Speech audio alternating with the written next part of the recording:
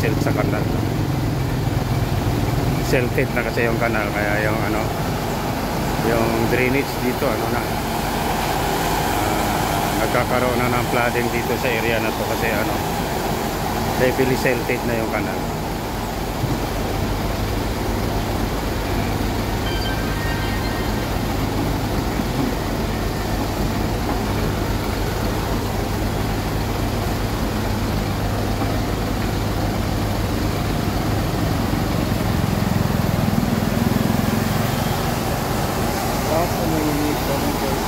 Oh.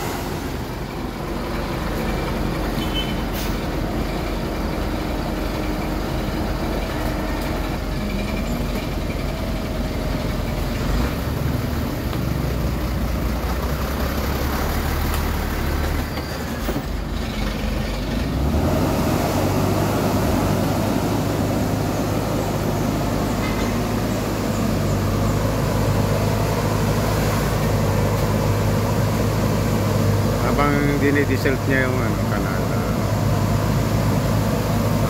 at the same time clearing na rin ng ano, vegetation.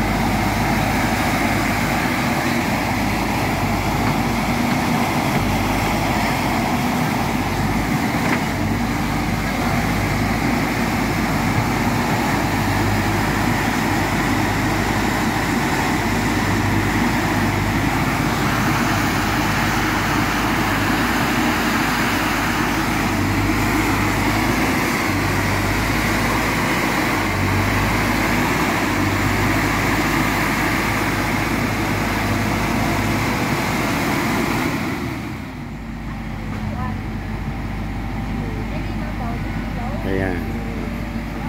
So, ito yung ginagawa niya guys. Dinidisselt niya yung kanal tapos clearing na rin at the same time sa vegetation.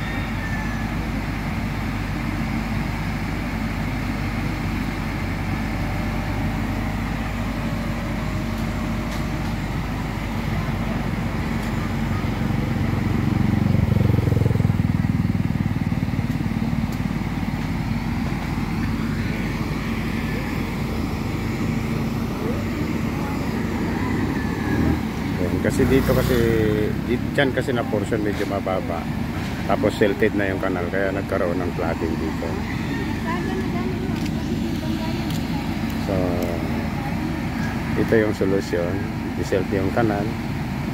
Tapos ano, malapit lang naman yung outfall niya. Nandyan lang sa tulay na yan. Ilog yan dyan. So, dyan yung outfall, final outfall ng drainage. Ayan.